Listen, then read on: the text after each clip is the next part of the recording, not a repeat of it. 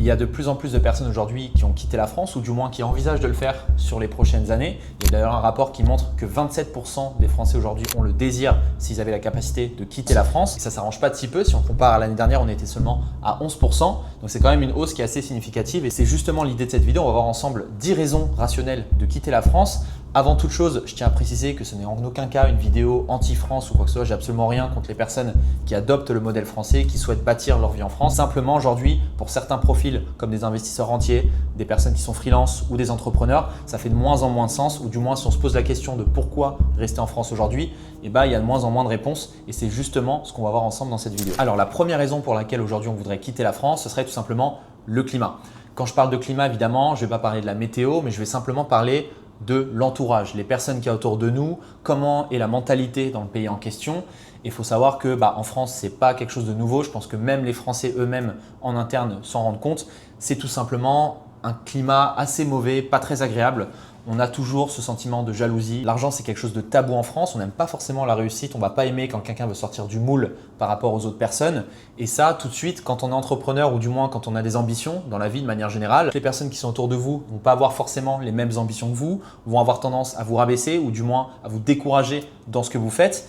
Et ça, c'est quelque chose qui peut être très dangereux si un jour on veut avoir de l'ambition puisque on représente la moyenne des personnes qui nous entourent. Si vous voulez passer un certain cap dans votre vie, l'expatriation ou du moins être dans un climat plus agréable avec des personnes qui vous poussent vers le haut, c'est quelque chose qui est très important. Mais également du côté politique, vous avez une France qui adopte de plus en plus un modèle qui est socialiste et c'est complètement en défaveur tout simplement de quelqu'un qui est entrepreneur, qui veut créer de la richesse, créer du patrimoine, capitaliser. Et ça, encore une fois, tout simplement, c'est quelque chose qui peut vous fatiguer, vous ralentir à long terme puisque tout simplement vous n'avez aucun tremplin pour vous pousser dans vos objectifs. En deuxième point, ça va être tout simplement l'effondrement économique du pays. Il n'y a absolument rien qui va si on prend tous les chiffres. Déjà, si on prend la dette, on arrive pas loin des 3500 milliards, ce qui est quand même énorme pour le pays et aujourd'hui impossible à rembourser. Le pays est en déficit tous les ans, il n'y a pas une seule année positive sur les plus récentes. Mais également, si on prend d'un point de vue crédibilité, le monde entier commence à se rendre compte tout simplement que la France, c'est pas si bien que ça, c'est pas Emily in Paris. Ça, c'est de par les autres pays, mais également si on prend d'un point de vue économique, c'est également mauvais puisque tout simplement la France paye de plus en plus cher aujourd'hui pour emprunter auprès des banques centrales. Pourquoi? Parce qu'on a de moins en moins confiance sur la crédibilité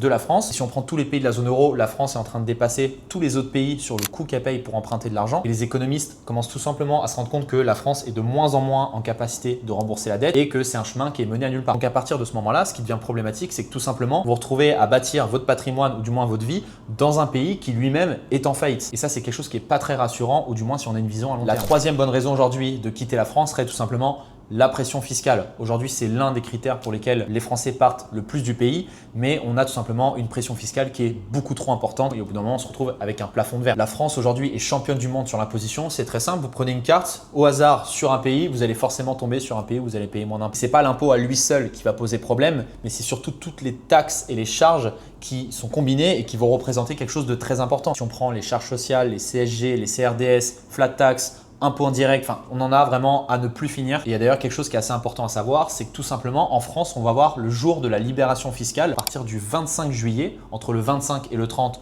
selon le type de revenu et quel profil vous avez. Vous allez à partir de ce moment-là tout simplement commencer à travailler pour vous-même. Vu comme ça, à mon goût, c'est quelque chose qui fait très mal. Pour vous montrer que ce que je vous dis, c'est pas des bêtises, j'ai tout simplement voulu faire le calcul devant vous avec la fiche. Je vous mettrai le résultat d'ailleurs juste à côté de moi, peu importe sur l'image. Donc on va voir tout ce qui est impôt sur le revenu, CSG, CRDS, cotisation sociale, TVA, taxes diverses, donc tout ce qui va être carburant, énergie, etc. Et donc si on prend tout ça déjà, donc sur les revenus que vous allez avoir entre 55 et 57% qui part à l'État. Ok?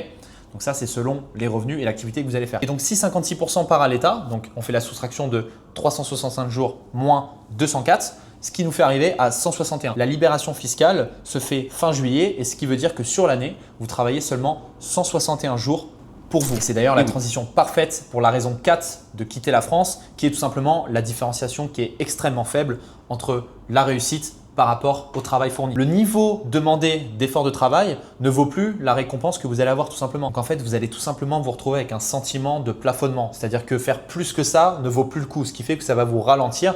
Donc ça, c'est déjà très mauvais puisque forcément, ça peut vous décourager et ça reste quelque chose qui est très problématique pour les profils qui sont ambitieux. La cinquième raison aujourd'hui de quitter la France, c'est tout simplement le cadre juridique en lui-même qui est très peu stable. En ce moment, s'il y a juste à prendre l'année 2025 ou même les années précédentes, on a des lois toutes les 4 matins qui sont votées pour être mis en place et tout simplement pour vous rendre la vie plus compliquée. Et juste à prendre l'amendement qui n'est pas passé à une voix près, qui est tout simplement l'impôt sur le passeport, donc qui consiste à imposer les Français, peu importe là où ils se trouvent. Donc même si vous êtes dans un pays optimisé fiscalement, vous allez vous retrouver à payer des impôts en France, qui est complètement injuste. On va avoir tout ce qui est augmentation de taxes, euro numérique, qui est vendu comme si c'était un outil de contrôle qui permet de réguler le blanchiment d'argent et le trafic, ce qui est absolument faux. Ça, c'est ce qui est vendu sur le papier, mais la réalité, c'est que c'est pour prendre davantage de contrôle sur les Français également. On a des règles fiscales qui changent tout le temps, l'augmentation de la flat tax, c'est vraiment à n'en plus finir. Ça crée de la grosse insécurité et de l'incertitude pour tous les Français qui souhaitent s'enrichir dans le pays, mais également pour les investisseurs. On ne sait pas si demain on va vous imposer des impositions toujours plus fortes sur le dividende, qui est même sans doute le cas si on prend le modèle qui est socialiste. Donc c'est pour ça que c'est quand même quelque chose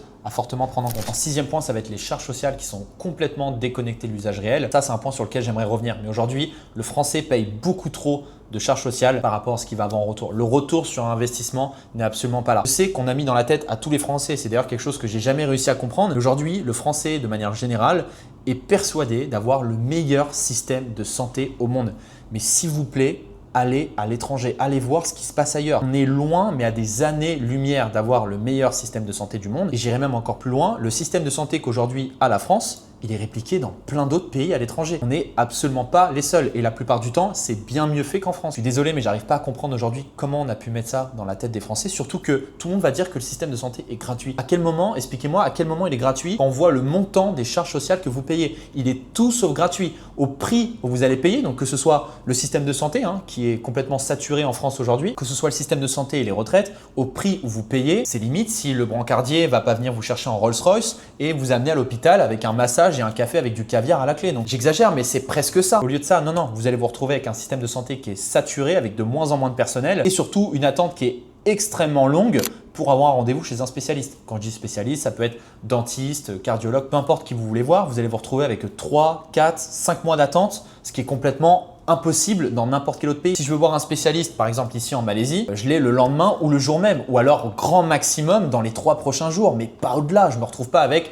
6 mois d'attente. Et je vous rassure, c'est quelque chose qui est pris en charge parce que la plupart des personnes vont avoir tendance à penser que les expatriés, les personnes qui vivent à l'étranger reviennent en France pour se faire soigner. Ça, c'est pareil, c'est un cliché qui est complètement faux. Si je prends mon cas, j'ai une assurance privée qui me couvre sur absolument tout et ça dans le monde entier. Pour mon assurance, je paye dans les 150, 160 $, quelque chose par là, donc ça fait à peu près 130, 135 €, ce qui est vraiment pas énorme si je compare à ce que je devrais payer en France, où là, pour le coup, je me retrouverai à payer 4, 5 fois le prix. Et si on prend aujourd'hui le système de retraite, c'est pareil, c'est quelque chose qui n'est absolument pas tenable sur le long terme. Aujourd'hui, n'importe qui de un petit peu câblé qui prend une feuille, un Excel, peu importe, et qui fait les calculs, va vite se rendre compte que c'est un Ponzi et c'est quelque chose qui n'est pas tenable sur le long terme. Si on prend un peu de chiffres, en 1960, il y avait 4 actifs pour un retraité, donc 4 personnes qui travaillaient pour un retraité. Et si on va sur les années 2000, on avait 2 actifs environ pour un retraité. Donc on est déjà divisé par 2 entre 1960 et 2000. Et si on prend aujourd'hui, on a 1,4 actifs pour un retraité, d'accord? Donc si on prend que quelques années, et il y a vraiment un écart qui n'est pas énorme entre 2000 et actuellement, seulement 25 ans, les prochaines générations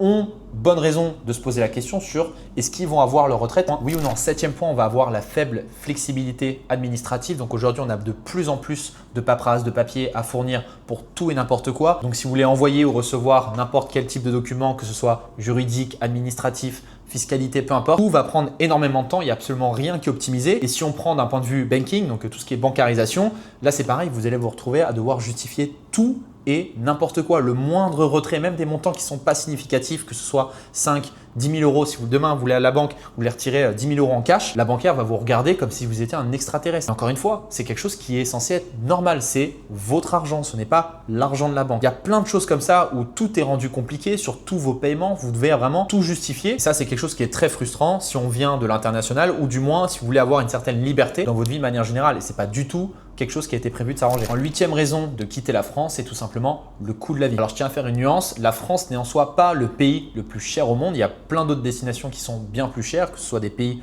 ou même des villes. Si je prends l'Angleterre avec la ville de Londres, si je prends les États-Unis avec Washington, New York, Las Vegas, peu importe, vous avez plein de destinations où le coût de la vie est plus élevé, même si aujourd'hui la France a certaines villes où le coût de la vie se rapproche des pays ou des villes que j'ai citées juste avant. Donc je pense par exemple à Paris, Bordeaux, Saint-Tropez, peu importe, il y a des coûts de la vie qui sont quand même assez important, notamment sur le marché de l'immobilier. Mais si on prend la France de manière générale, le coût de la vie en lui-même, lui, n'est pas forcément élevé. Mais c'est l'imposition qui va se rajouter sur vos revenus qui, lui, vous rend tout simplement la vie plus chère. Donc c'est pour ça que la France en elle-même n'est pas si chère que ça, mais c'est l'impôt en lui-même qui vient se rajouter par-dessus qui vous rend la vie beaucoup plus chère. Et si on prend par exemple la ville comme Paris, là forcément on a un prix au mètre carré que d'un point de vue immobilier, mais même si on prend tout le reste des dépenses, où on se retrouve avec un coût de la vie qui est quand même très élevé et ça rend les choses beaucoup moins compétitives. Vous allez vite vous rendre compte que vous avez un rapport qualité-prix qui est bien meilleur à l'étranger. En 9e raison de quitter la France, c'est tout simplement l'insécurité. L'insécurité est en train de monter à grands pas aujourd'hui en France. C'est quelque chose qui fait de plus en plus débat sur les récentes années. Et aujourd'hui, la France est top 1 sur les pays les plus dangereux d'Europe. C'est pas une blague, je vous mettrai les stats juste ici. Peu importe, je les avais déjà mis aussi dans une précédente vidéo. On a des vols, des braquages, des kidnappings, notamment autour de la crypto. Ça, c'est quelque chose qu'on voit beaucoup en ce moment.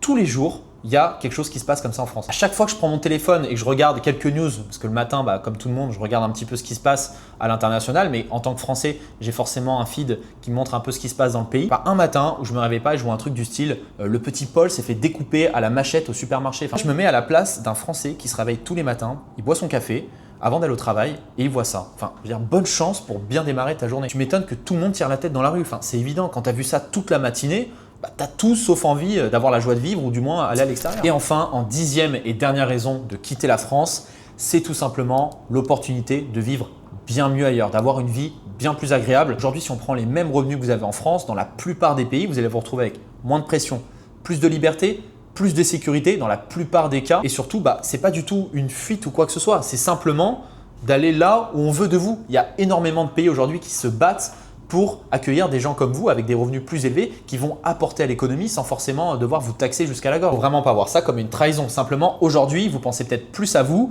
à vos proches, à vos enfants et que vous n'avez pas envie que toute cette famille-là paye tout simplement la bêtise de plusieurs dirigeants dans des pays comme la France. C'est pour ça que pour des personnes qui ont la liberté de pouvoir se déplacer et vivre à l'international sans forcément stopper ses revenus, c'est quelque chose qui, du moins pendant qu'il en est encore possible, serait intéressant d'envisager. En tout cas, on arrive à la fin de cette vidéo. N'hésitez pas à laisser un like si la vidéo vous aura plu. Également à nous faire parvenir dans les commentaires si vous aussi vous avez d'autres raisons supplémentaires pour lesquelles il faudrait quitter la France. On se retrouve pour une prochaine vidéo et moi je vous souhaite une très bonne journée ou très bonne soirée et je vous dis à bientôt.